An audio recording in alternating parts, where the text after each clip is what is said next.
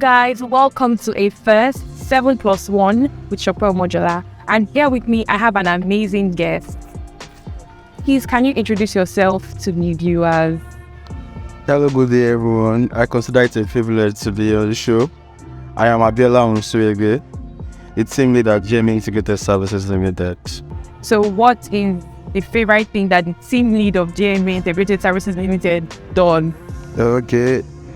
I had to know my routine. Yeah, the favorite things that you do. I'm sorry to say I like to sleep. Wow. I love sleeping a lot.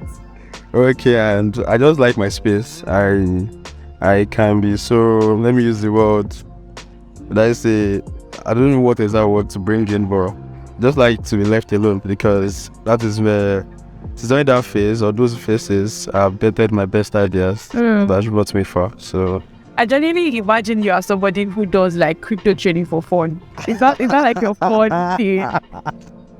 I know there's nothing about crypto. No, let me say, I used to have an idea about crypto like 3 years ago. Yeah, I remember when Ethereum started. I don't know if you've heard of Ethereum, and it involved a lot of networking stuff, blah blah blah blah. And I was so actively involved. I was a crypto activist. But you know, they say something you think about when he will run.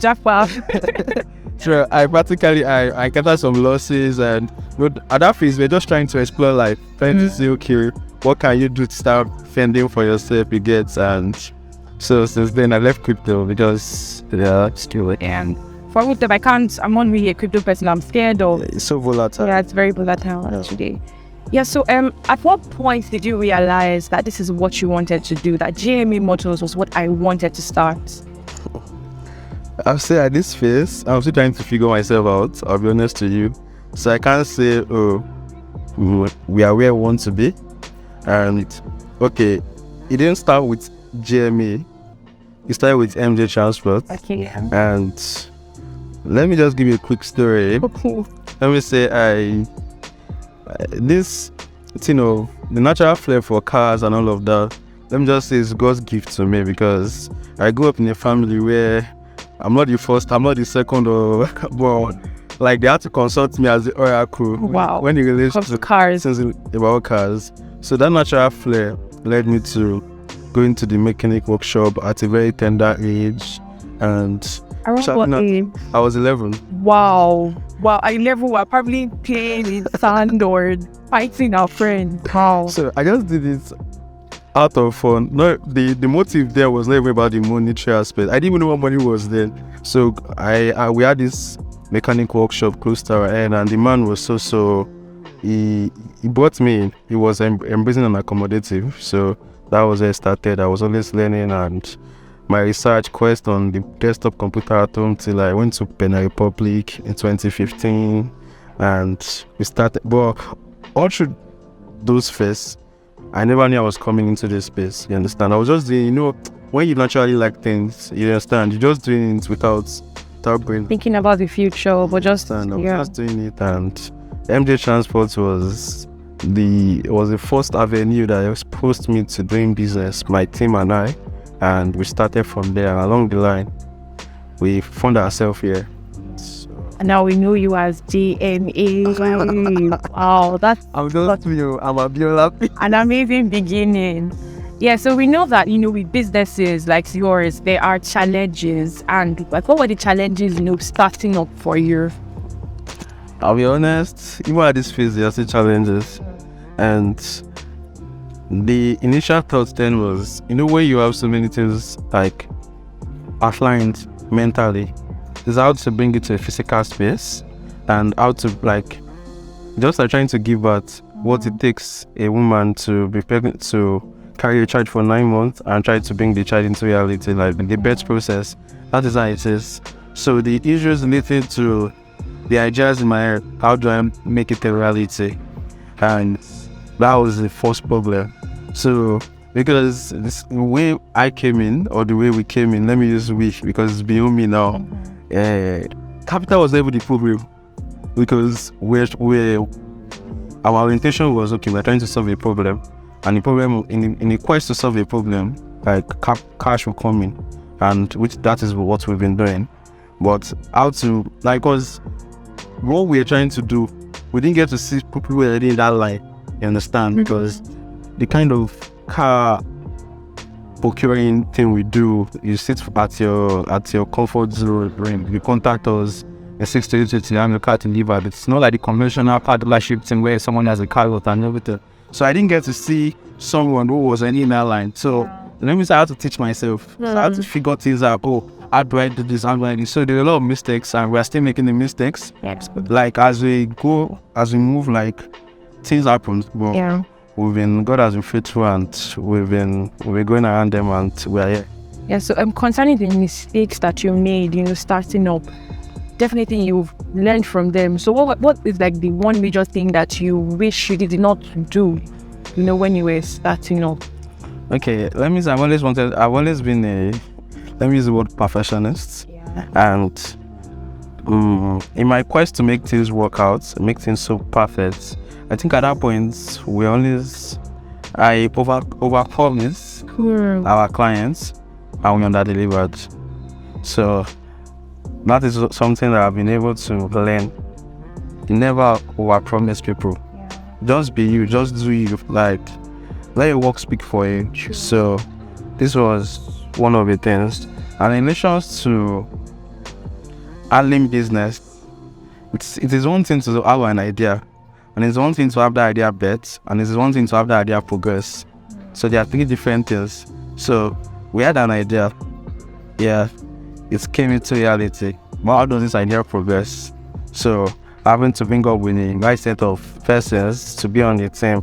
Like we've had people come, people go, people give us backlash. This is trash. This is not going to own up to something. But so far, those things have not stopped us. You understand? So, yeah. So about the backlash aspect, I know it's one thing that many of us do not like in business, but it happened. So like, what was the one moment that a customer was really, was not happy, with the services, and what were you able to do at that moment to solve the issue? Okay, basically, whatever cars we get to buy for our clients, we don't buy those cars there. We bring in those cars from the US. It's a digital space, so everything's just online. So there are things beyond us. At the face of trying to buy the car, it is within our control. We bid for the car, we make payment and everything. But when it gets to, okay, you might not understand, but let me make it so simplified. The process of trying to bring the car into Nigeria, the shipping fees, we're not the shipping company. We don't have a vessel. We have to use a company, like shipping companies in the US. At the event now that, okay, a car is shipped, we do not control the arrival. Things like this, like when the car is expected to arrive in Nigeria, if it's going to have a detour or something. So ideally, there's an estimated time of arrival for a car. And the event that the shipping company now moves to the estimated time of arrival, which you can't change. We can't decide. We just have to go what they give us. So we're still at the earliest stage when this happened. It still happens, and we're still at our earliest stage. As well, customers don't really understand.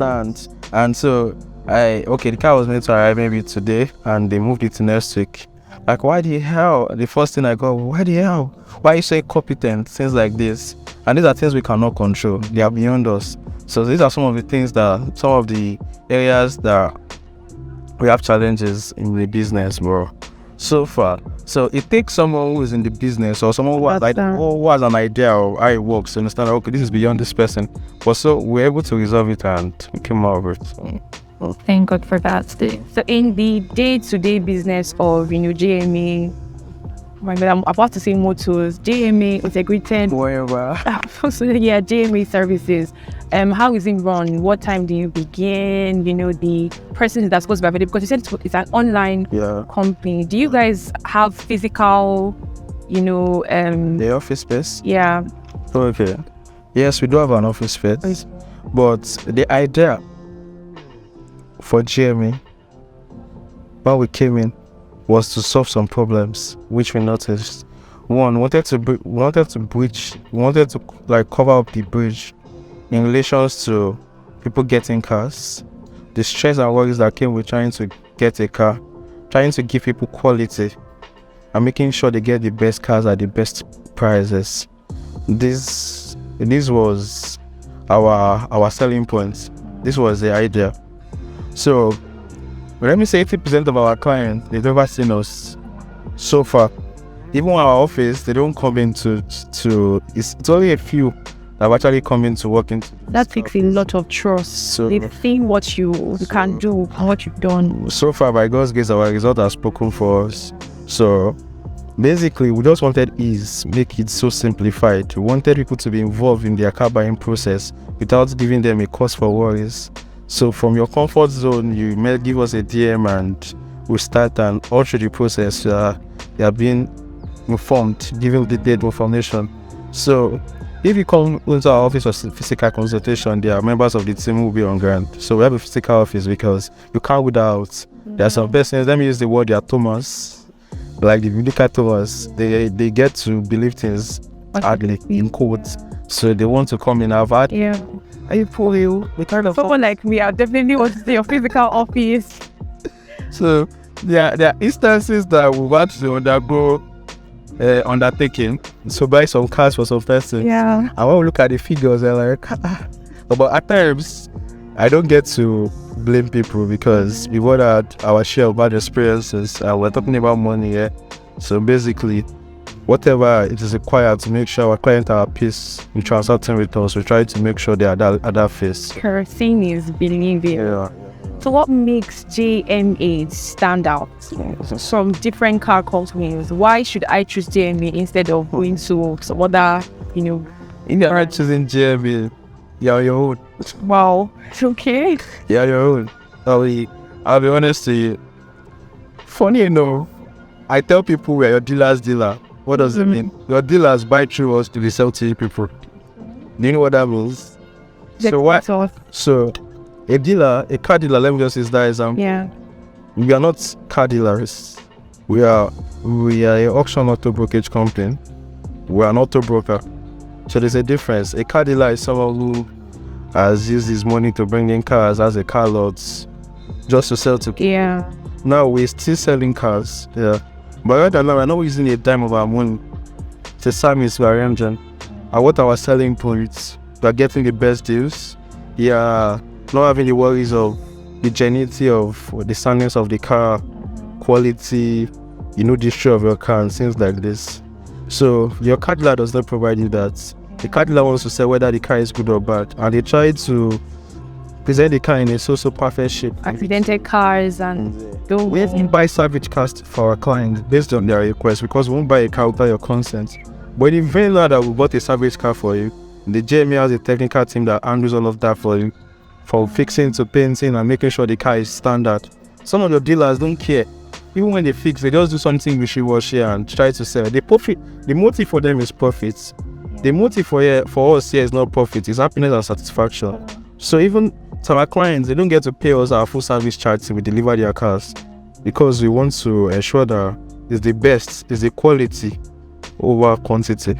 So if you've not chosen GMA today, please don't make that mistake. We are open. Yeah, so we do not throw away the fact that you are also a student, a law student at that. It's not, a law student. I get that. How do you do it? How?